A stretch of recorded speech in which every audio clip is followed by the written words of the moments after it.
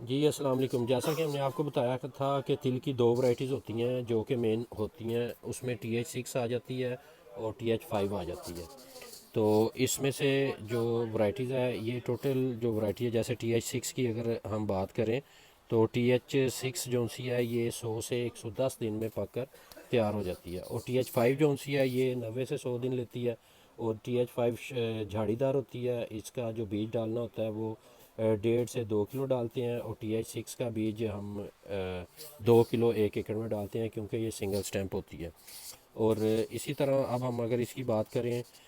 کہ اس کو کاش کس طرح کرنا ہوتا ہے، تو کاش کے لیے یہ سہاگا جو کہ عام طور پہ یوز ہوتا ہے، یہ طریقہ عام طور پر نرم اور اچھے نکاس والی زمین میں استعمال کیا جاتا ہے، سہاگا۔ اس طرح کھالیوں پر اس کو کاش کر سکتے ہیں جو پکے وٹ کی زمینیں ہوتی ہیں اس میں، اور پھر پلانٹر کے ذریعے بھی کچھ خاص پلانٹر آئے ہوئے ہیں، ان کے ذریعے بھی اس کو کاش کر سکتے ہیں، اور چوپا کے ذریعے بھی اس کو کاش کر سکتے ہیں۔ اب یہ جو فصل ہے یہ ایک تیلدار فصل ہے، تیلدار اجناس ہے، تو اس کے اوپر جو لاگت آتی ہے وہ کم آتی ہے، خرچہ کم ہوتا ہے، اور محنت بھی کم ہوتی ہے، اور اس کو اس وجہ سے یہ کسانوں میں زیادہ مقبول ہے، اور اس کو لگانی چاہیے۔ آپ اس کی دو فصلیں بھی لے سکتے ہیں، اور ایک فصل جو سی اس کی ہوتی ہے وہ پہلی اس کی جو کاشت ہے ہو رہی ہے، جس میں TH6 آپ کاشت کر سکتے ہیں یا TH5،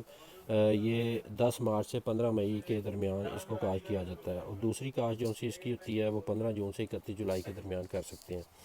اسی طرح اب جو اس کو ہم نے کھاد وغیرہ ڈالنی ہے، جب ہم اس کی ہم نے بجائی زمین تیار کر لیں گے،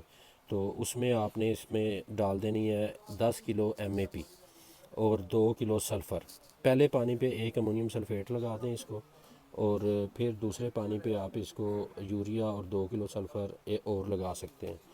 تو یہ اس کے لیے کافی ہوتا ہے۔ جو نیچے ہم نے MAP ڈالنی ہے اس کی جگہ پہ آپ جیسے FMC کا گرو فاس ہے، جعفر ایگرو کا سولو فاس ہے،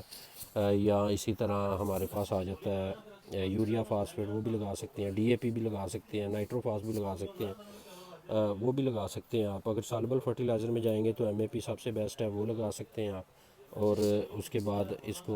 اسی طرح امونیم سلفیٹ پہلے پانی میں لگا کے اس کے ساتھ آپ لگا دیں 2 کلو سلفر، امونیم سلفیٹ کے ساتھ نہیں لگانا، اس سے آگے والی جو دوسرا پانی ہوگا اس میں یوریا کے ساتھ 2 کلو سلفر دوبارہ لگا دیں۔ پکائی کے ٹائم پہ اس کو آپ نے پوٹاش اور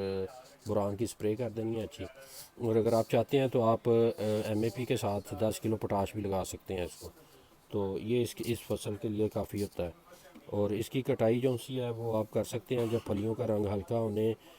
ہو جاتا ہے، ہلکا ہو جاتا ہے، تو آپ اس ٹائم اس کی کٹائی شروع کر سکتے ہیں۔ تو یہ ساری چیزیں KisanGate.pk کی ویب سائٹ پہ بھی اویلیبل ہیں، اور آپ کسی بھی اوتھینٹک ڈیلر سے بھی لے سکتے ہیں۔